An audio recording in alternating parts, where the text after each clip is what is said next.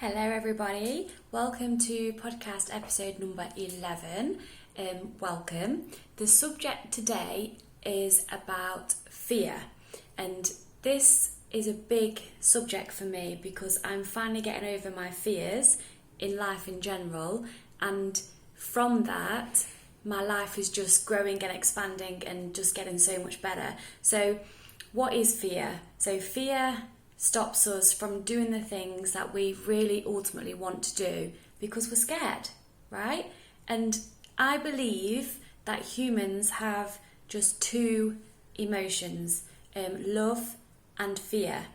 And there's a broad spectrum of each emotion. There's this, you can get like a emotion wheel and you've got hundreds of different emotions, but I believe and the spiritual teachers that I've learned from also believe that there's just two. So you've got love and fear, and being scared and anger and depression and all these things come from a place of fear, and joy, abundance, love, happiness and all the good stuff comes from the ultimate feeling of love and being loved. So fear in our life shows up in a few different ways, and it's a little similar to the inner bitch episode that I talked about, I think podcast number 3, maybe something like that, because it's the voices inside your head that when you decide you want to do something, it's that voice that's kind of like, oh yeah, but what if this, or this could go wrong, or what if this happened? So we first have this really strong feeling and desire to do something or go for it or to change this or to do that. And something then's like, oh no, but what if this and what if that happens and it's not going to work, because you're scared of it not working, that's fine, it's human nature. So fear stops us and stops everybody doing the things they really want to do in life. I mean, let me ask you this, what would you do in your life right now if you wasn't scared? Maybe that's going for that interview or leaving your job and starting your own business, or something else. Maybe it's wearing those shorts on a hot day because you're not scared of doing that anymore. So it does stop us from doing things. But let me ask you something. In the past, think of at least 3 times that you have been scared to do something and you've done it anyway, right? So think of, let me give you an example for myself. Yes, I was scared to leave. I had a really nice job I've got a better one. Okay, I live in the Netherlands, right? I'm English. I left England to be with my boyfriend, who is a Dutchman, and when I only knew him like 3 months before I moved over here, and some people think that's a rash decision, but that's what I do. I just jump in with both feet and think about it later.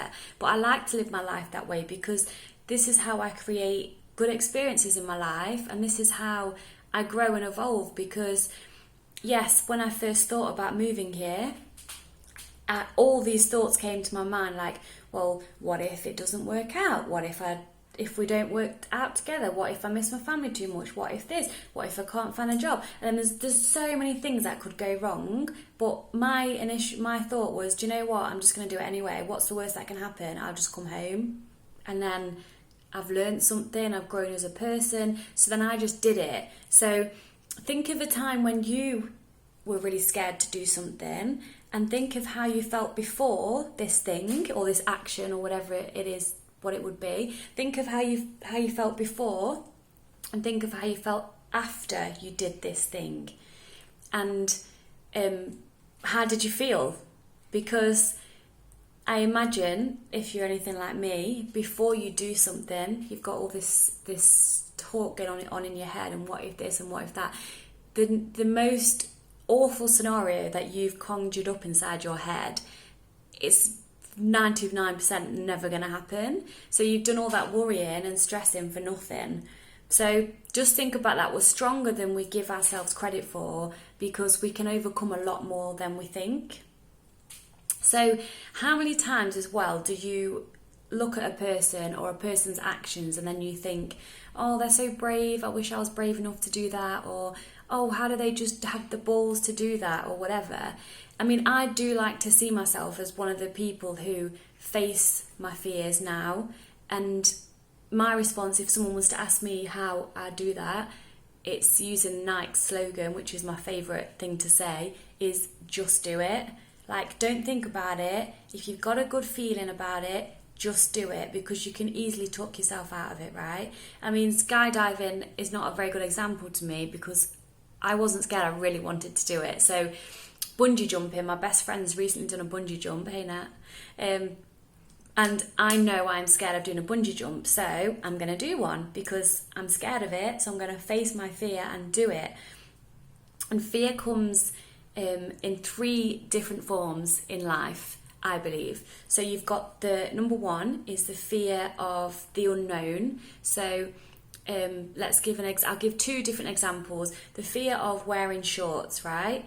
Or the feeling of leaving your job and starting a business. So I'll go through the 3 different steps and then give you a scenario for each one.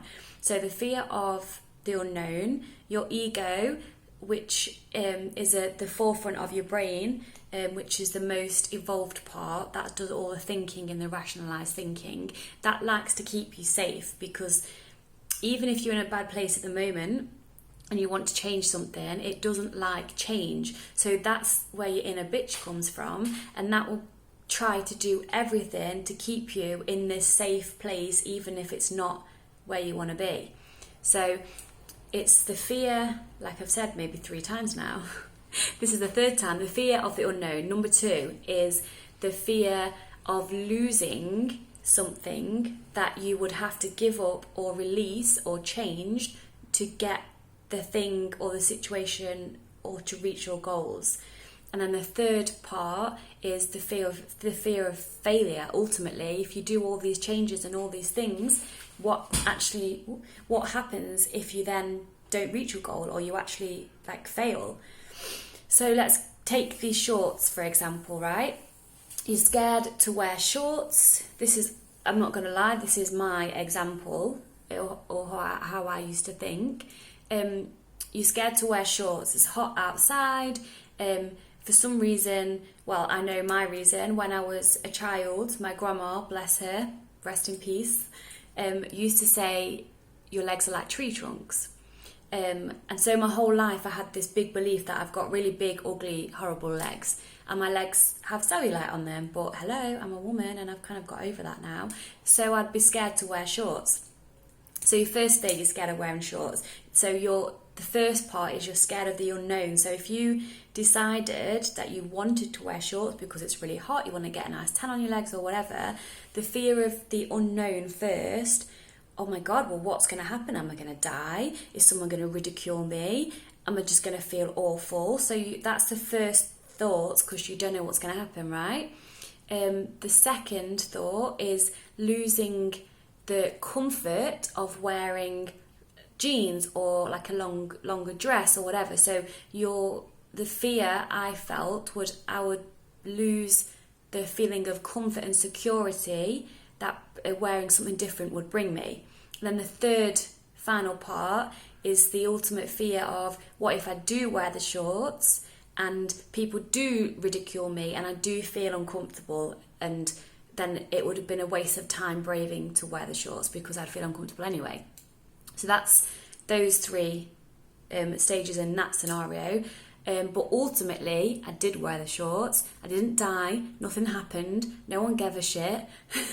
I was cool. And yeah, maybe there would have been times where I'd been like, oh, I feel a little bit self-conscious. But it's a bit of another topic, is just not caring what other people think, which is easier said than done. But the more you surround yourself in this type of world of, as long as it feels good for you in here, doesn't matter what anyone else thinks. And that took me a long time to get over that, because it's fine to ask people's opinions and people that know more than you, and you can get an expert opinion and you can make a decision.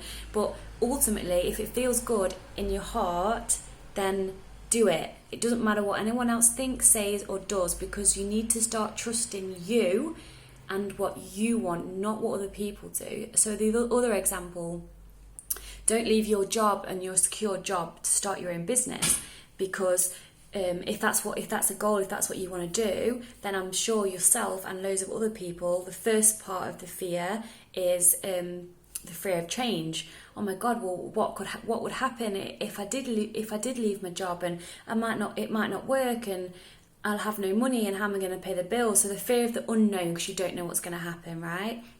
The second stage is the fear of having to give up something or do something differently to what you're doing right now. So if you start a new business, you've got to work really hard, you've got to learn new skills, and you've got to release that feeling of comfort that you just go to work every day, Monday to Friday. I've given an office job as an example, and you're quite comfortable, you're in your comfort zone, you get your salary every month, you do this at the weekend, that's your comfort zone, but you're not going to grow. No growth comes from staying in your comfort zone, by the way. If you move away from your comfort zone, that's where the true growth for anybody happens. No matter how uncomfortable it is, that's how you get better at everything. And then the third one would be, okay, so what if I leave my job and then my whole business fails, and then now what am I going to do? Because then I have no money, no job, whatever. So again, you've got all these feelings and thoughts of fear inside your head, but if you really, really want to do that inside, then just do it. Go for it. Make a structured plan and just do it. The thing is, if whatever you want in this world, it's not our job ultimately straight away to figure out the how. We've just got to go for what we want, have trust, faith in ourselves and the universe that is going to happen, and then things, places, people and money will actually appear to make that happen. So there's a saying I like, and I realise that I do say in my podcast, oh, this is my favourite saying. I think I have a lot of favourite sayings. There's a saying that I do really like, and it's called jump and the net will appear, and that's so true. There is another way you can look at that if you're not fully ready to go with the whole faith thing, because trust me, if you look up the law of attraction, it 100% works. In fact, I might do an episode next week about that. Another one you can do it is, right, say, let's take wearing the shorts, for example, because we're all about body confidence and not feeling good in your body and things. So taking the shorts, for example. So you think of the worst case scenario, what could happen, and then also think of the best case scenario, what would happen, right? So the worst case scenario, you wear the shorts, you feel uncomfortable, people laugh at you, someone says, oh my God, look at all her cellulite on her legs, how dare she wear those shorts? That's the worst case scenario, right? Well, you're not going to die. Let's say you do wear the shorts and someone does say that. Okay, well then now what? You're going to feel embarrassed or ashamed. Okay, that's something you need to work on then, because if your self-worth comes from something that somebody else says that isn't very nice anyway, first of all, that's their problem, because whatever anybody says about you is their problem, not yours, and it's none of your business what someone else says about you. All that matters is what you think about you. So I do understand that you might be shy, like I was, to wear the shorts, and you don't feel that confident, but the more you just do things that you're scared about, the more confidence you give yourself, and it just gets easier and easier. So the worst case scenario in that situation was you feel embarrassed or ashamed of your legs. So no one's going to die. You probably had a nice time because your legs weren't hot. So the best case scenario would be you wear the shorts and your legs are nice and cool and you get a nice tan. No one says anything. In fact, no one gives a shit. And then you think, why should I give a shit? And why should I waste my whole life worrying about what someone else thinks of the cellulite on my legs? Because, hello, there's more important things to life than that. And then you wear the shorts and you had a nice day, and then that's it. And then next time you think, well, I'm going to wear the frigging shorts again then, because nothing bad happened. And then the more you do these things that scare you, I had a counsellor once, wasn't psychotherapy, it was just therapy. And she said to me, you should do something every day that scares you a little bit. She gave an example of, because I've used in the past have really low body confidence issues, and I said my worst ever fear would be to get a bikini on now and go to the swimming pool. So she would say, okay, so you would take each day at a time. So one day you would drive to the swimming pool and then just see how you felt, and if you felt uncomfortable then you could go home, and the next day you would drive there and then walk into the swimming pool place, and then if you didn't feel like going further then you could then just drive home, because you've got your own back, you're safe, you always have a choice. And then that the third day or the fourth day, you'd go into the changing rooms and then put your swimming costume or bikini on, and then maybe you'd get dressed again and go home, and just little baby steps. It's all about baby steps. You hear me talk about this all the time. I don't know why I'm holding a pen and pointing it at you. It's all about baby steps, but you do need to take those baby steps outside of your comfort zone to get better, because now I wear the shorts and, well, yeah, my legs probably aren't how they're supposed to be, or that's bullshit anyway, how you're supposed to be, but I wear the shorts and I don't care because I want to wear the shorts. And that takes work, and it takes a lot of self-love work as well, because confidence comes from the inside out and never from the outside in. If you're looking to get your confidence and self-worth value from people outside externally telling you, oh my God, you look amazing, that's nice to have compliments, I'm not going to say it's not, but it shouldn't really mean that much to you. And I've learned that the hard way. I used to be all about, I needed the external attention, not because I had a big ego, but because I didn't feel worthy unless someone, or my boyfriend even, thought I looked good. But now I don't really care what anyone else thinks. I care about people's opinions that I care about, but I know that I'm worth love and respect in my life, as are you, as is everybody. But unless you realise that, you won't radiate this confidence of that you think you're worth it, like, you know, the whole L'Oreal, and because you're worth it. But you are worth it, you actually really are. So what else did I have? Yeah, so going back to how you're going to conquer these fears then, right? So maybe your fear is to wear the shorts, or let me think of another example, I don't know, to learn how to drive or something. So you've done the best case scenario, you've done the worst case scenario, or you've just had every faith in the universe and you're just going to go for it. If you focus on the positives in your goal, let's give another example, because everyone loves examples, right? You want to be healthy and you want to start the gym because you want to feel strong and fit, and you want to play with your kids, and you, whatever it is, your why. Remember the magic word why, you ask it 3 times to find your ultimate why with anything. So you want to start a healthy regime. So your first thought might be like, oh no, it's going to be the fear of the unknown. What if I don't like the gym? And what if I become a gym person? Or what if, and this could happen, whatever. That's the first bit. And the second bit you might feel would be like, but I'm going to have to give up all my weekend takeaways and my weekend alcohol and all the chocolate. So you're focusing on the lack of what your goal will cause you to do. So instead of focusing on the lack, why not focus on what it will bring you to have this goal? So you could write down every day, or write down and read it every day, all the things you're going to feel, have and be when you reach this goal. So when I reached my health goal of going to the gym 3 times a week and walking so much every day and choosing healthy options when I can, I'm going to feel so healthy and vibrant. I'm going to look forward to trying all these new different healthy foods and having new recipes, and I can go and try this new juice bar. I feel like I'm in America talking about a juice bar. That's all of what I could think of right now. Just think of all the good stuff that could come into your life from taking the steps towards this goal.